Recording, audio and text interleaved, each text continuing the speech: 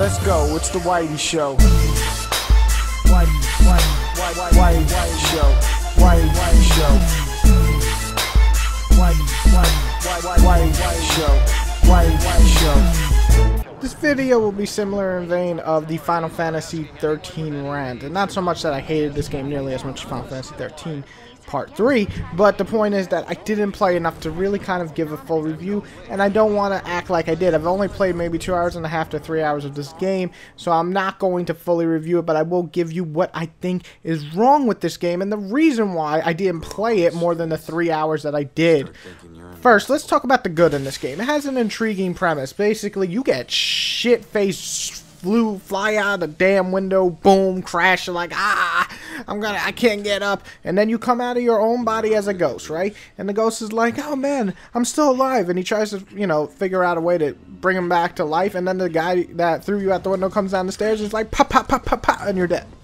That's really how it starts. So, the whole idea of the game is to find out who this killer is and how the fuck is he a Super Saiyan, because he like flings you around the room. So that's an interesting premise in itself that, hey, maybe we're going to get a decent plot, right?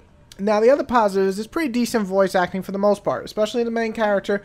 Some dialogue here and there is really bad, but overall, it's actually interesting to find out why this poor dude got killed, because he kind of is like this badass who grew up and became a cop only because of certain circumstances. So it's pretty cool to see his story unfold, but at the same time, the rest of the voice acting is also decent enough that it carries the story. And the last positive I gotta say is the mysterious atmosphere. It is really cool to be in this town and kind of gloomy setting with the smoke kind of thing. It looks kind of like a smoky region that you're in, because you are in fact dead, so it's kind of like a different plane, so they can't see you, and I really enjoyed the look of this game. I thought the atmosphere really nailed it. So those are the 3 positives. Now, it doesn't sound like a bad game, and I don't want to turn people away completely, because I don't think it's an awful game. I think it's just a really poorly, how do I say it just didn't live up to its potential that it really could have.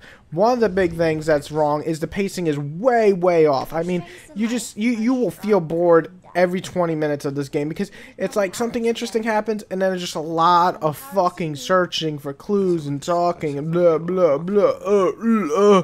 It's just not freaking, the pacing's just off. It's off, like to the point where you don't care about the story anymore, which is a shame. Also, the ghosts in this game are really more of a pain in the ass to kill or run away from than anything. If they see you, they chase you through the house. You have to go through these like little portals where you kind of hide, and you have to keep like confusing him, and it's pretty easy, but it's just really annoying. Like, I'm a fucking ghost. I want to punch the other ghost in the goddamn face. He looks like a retarded reaper. And however, you can kill them. If you get behind them, you can kill them, which absolutely makes no sense, but it's whatever. It's just not really fun, and the gameplay just feels like it was an added feature because they didn't want to say, oh, we have no gameplay, you know? The other negative is the side characters never really are interesting. That's the problem. While the voice acting is good, the actual interaction with them isn't all that great. You never really care about anyone except maybe the girl that can see you as a ghost. And even her, I was like, wow, that's cliche as hell. But even then, I was like, I'm kind of bored of just watching her talk to me. Shut up and let me go find my killer. So, yeah, I was just really disappointed with the side characters. And on top of that, the side missions are even more boring than the main story. So I advise you just to skip that shit just altogether.